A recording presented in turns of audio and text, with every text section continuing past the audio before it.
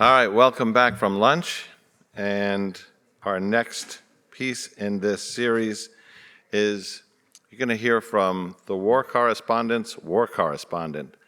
Dexter Filkins is a Pulitzer Prize-winning New York Times reporter, author of the book The Forever War, writer for The New Yorker now, and somebody that even other veteran war correspondents look up to him. I, of course, talk to media people who say they don't like him. And I always said, well, why? And they said, well, he's too smart, he's too good a writer, and he's got too cool a name. And I said, well, if he's got too cool a name, he should be on television like me. And they said, go back to 1 and 2. He's too smart and he's too good a writer, which of course would disqualify him.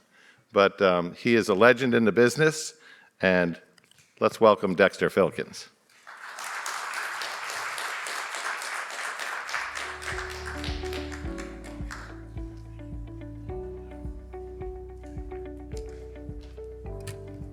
Hey everybody. Everybody come in from lunch. So I'm gonna, I think I'm just the warm-up act for the next band. So I don't have a lot of time, but which means I'm gonna talk really fast, and then if I go on too long, they're gonna come out and get me. But it's pretty quick. You all know about Hezbollah. I'm gonna talk about Hezbollah today. A lot of you have written about Hezbollah. We've all read about them. Occasionally we see them on TV. It's very rare that you get to meet them. And I had the opportunity to do that over the summer. I was in Lebanon, and I met a number of Hezbollah commanders. I met the number 2, not Nasrallah, but the number 2, Naim Qassem. I met him. And it was pretty remarkable, I have to say. And I went to northern Israel, and you all know the situation there is terribly fraught. And so I'm gonna just talk about that. I'm gonna tell 3 really quick stories about, which I think will kind of illuminate the situation there. Which is, I think it's fair to say it's pretty intense. It all started on October 7th when Hamas attacked Israel, and then on October 8th, Hezbollah started firing missiles into northern Israel. And then Israel started firing back. And so, we'd pay more attention to it, but for the war with Hamas, which is going on, because they're just blasting it away at each other. And the violence has been intense, but it's pretty controlled. And but it's just primed for a catastrophe. It really is. Hezbollah is the varsity team. Hamas is like the JV guys compared to Hezbollah. Hezbollah it's a proper professional army. It was created, built, trained, armed by the Iranians. In fact, I always thought the best way to visualize Hezbollah is it's an Iranian aircraft carrier, like just sitting on the Israeli border. And when you meet these guys, you can tell, they live to do one thing only. And most of all, and kind of most disturbing of all, is their arsenal of missiles. They have upwards of like 150,000 rockets and missiles, some of which are precision guided. They can hit anywhere in Israel, anywhere they want.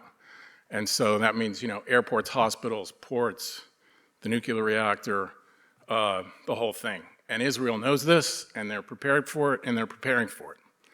And, the other thing that's kind of happened is the Hezbollah missiles that have been coming in, they've prompted the mass evacuations across northern Israel, tens of thousands of people. And I'm gonna talk about that in a second. But it's not a sustainable situation. Can't go on forever the way it is. And so, well, with that, I wanted to just kind of show you a couple, it's almost like a little slideshow I'm gonna give you. I wish I had some slides. So I got to Lebanon, and I thought, I don't want to talk to people across the table. I want to kind of see what's going on. So somebody told me about a town, a Christian village, all the way down in southern Lebanon on the Israeli border, called Ramesh. And Lebanon's such an extraordinary country. It's really tiny. It's on the Mediterranean, mountains in the background. It's an amazing place, and it's the home of 18 religions. And so the southern Lebanon is the Shiite heartland. It's the Hezbollah heartland, but Ramesh is a little Christian village. And so this friend of mine said to me, if you went to Ramesh, you'd probably live, you'd probably live. So I got in my car and I drove down to Ramesh. And if you go down, some of you have probably been to Beirut, it's so beautiful. I was driving down the coastal road, past Sidon and the old Phoenician cities. There's Crusader castles. It's just an amazing place. And then I turned inland, and it really is the Hezbollah heartland.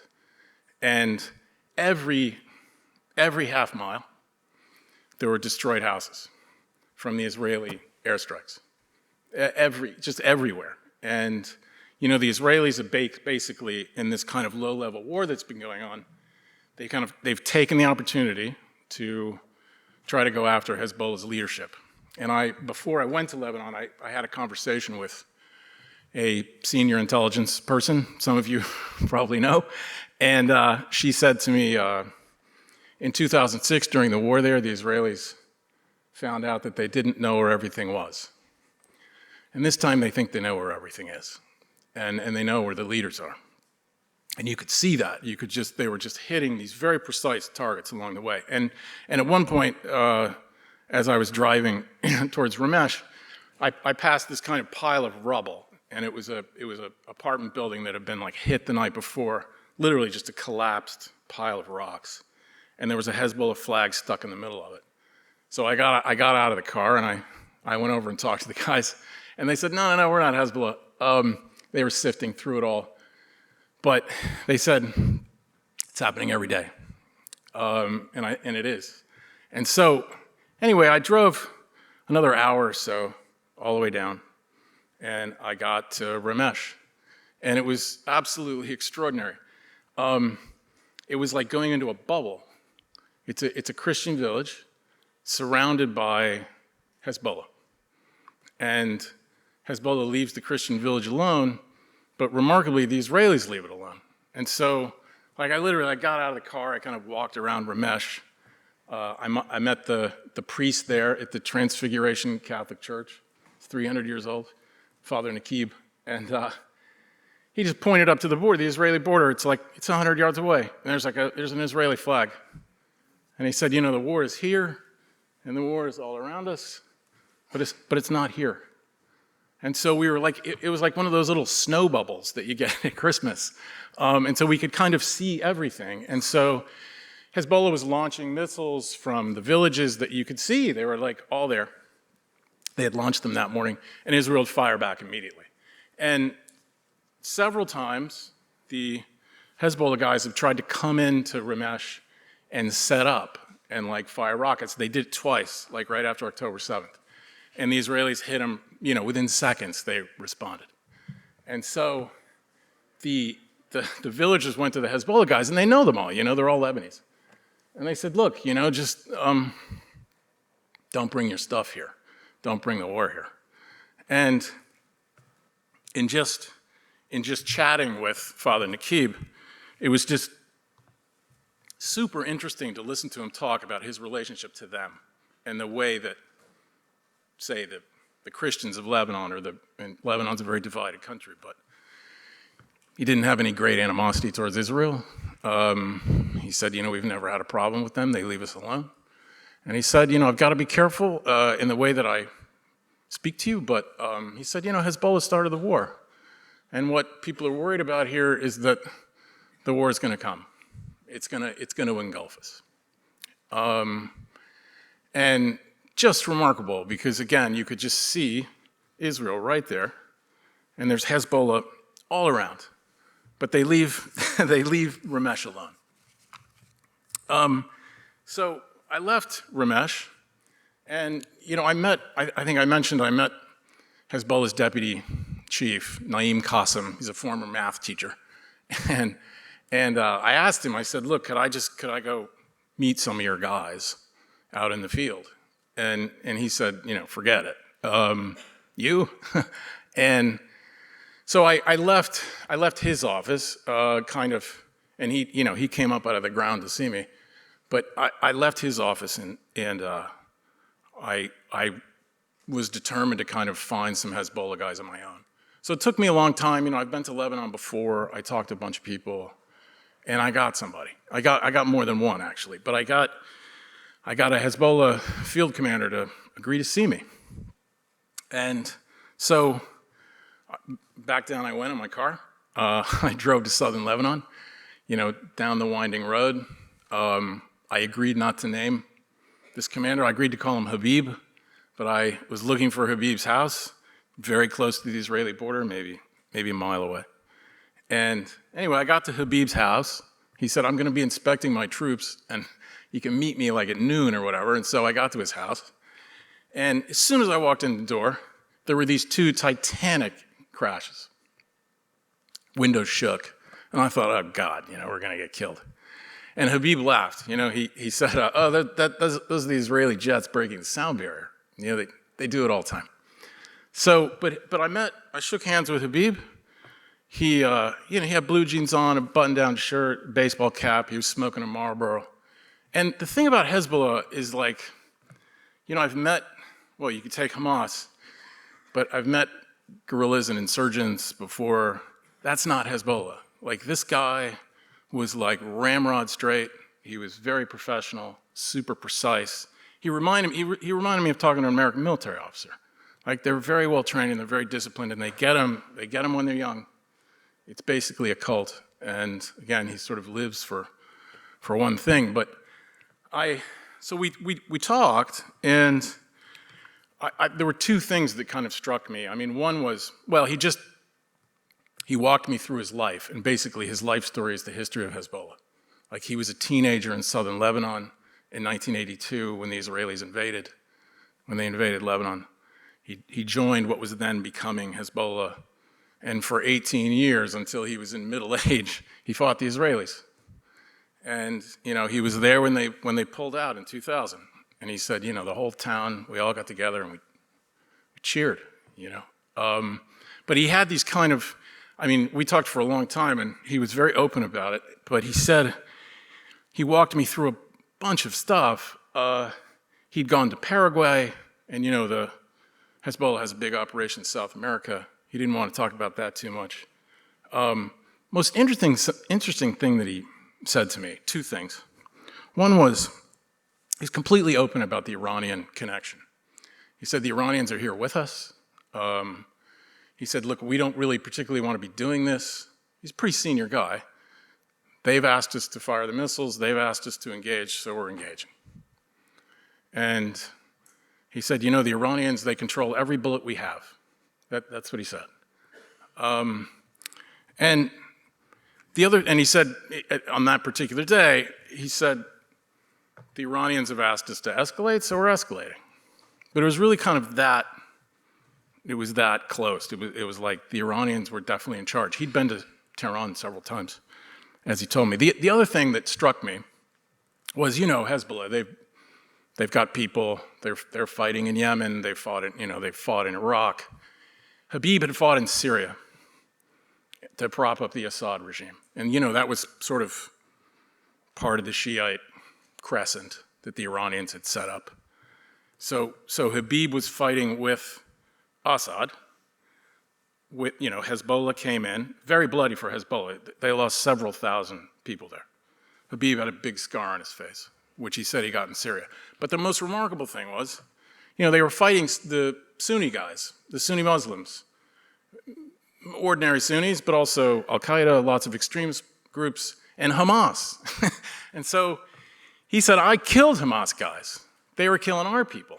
And he said, and now we're doing all this stuff for Hamas. And he's like, I don't like Hamas.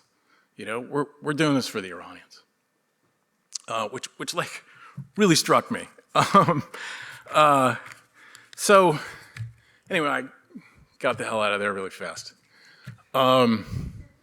So third story, and then I'm done. But very interesting, and that I wanted to share was, after that, I went to Israel, and I went up to northern Israel on the Lebanese border. close enough so you could see across. So I was basically just on the other side of, not quite on the other side of Ramesh, but down the border a little bit. It's remarkable. It is completely a no man's land for like 10 miles deep. There's nobody there. It's just empty village after empty village after empty kibbutz. And so I went to, again, 90,000 people have left. And so there's army guys up there, but that's basically it. So I went to this little kibbutz that's right on the border with Lebanon. I mean, you can see the Hezbollah guys across the border. And it's just like a chain link fence. And it's called Malkia. And there was one guy there, his name was Itai Kreuz, and he took me around Malkia in a golf cart, and he said, like, there's the school they bombed, and that's where the missile hit the house, and all the fields were burned. But it's so the Israeli government, imagine this, it's not a super big, rich country. It's like they're paying rent for 90,000 people in hotels and apartments around the country for a year. So I went to Tel Aviv, back to Tel Aviv, and I found a family that had left Malkia. And the Levies, young couple, two young kids. Those kids had been in school. They pulled them out of school in October when the missiles started coming in. And they've been like living in an apartment in Tel Aviv for 12 months. And they told me that, I can't remember, Shai Levy said to me, I don't know if we want to go back. Our kids are in school here, and he said, how do we know that there's not going to be a Gaza, Hamas type attack of the Hezbollah guys coming across the border? And so that, I think, that's the crux of it right there. That's the crux, because the situation isn't sustainable. You've got 90,000 people that the Israeli government is basically shelling out millions and millions of dollars for. They can't keep doing that. But even worse, they've like basically ceded miles and miles of territory along the border. The Israelis aren't going to do that. And they've made it clear. And so I talked to a bunch of people around Bibi, and they're completely clear about this. They're like, either Hezbollah backs up, like minimum of 10 miles, pack up and back off the border, or we're going to go in and take them out. And, I talked to Naeem Qasim about this. I talked to Habib. When I said to Habib, I said, the Americans are trying to negotiate this peace deal. Do you think you want to back up a little bit? And he literally pointed to Israel and he said, I'm only going in one direction. And so I think that's kind of the heart of it right there. I think that the Israelis, I'll leave you with two quotes. One was from a White House guy, and he said to me, they're very worried, and he said, if it goes to war, if it comes to war, he said, Lebanon will be sent back to the Middle Ages, and Israel will be set back 50 years. That's how worried they are. But I'll leave you with the last quote. This is somebody very senior in the Israeli government, security guy, and he said, we're going to have a war with Hezbollah. And he said, I'd rather fight it in 3 years or 4 years, but if we got to do it now, we're going to do it now. But we're going to push them back. So on that happy note, thank you very much. Thanks for indulging me.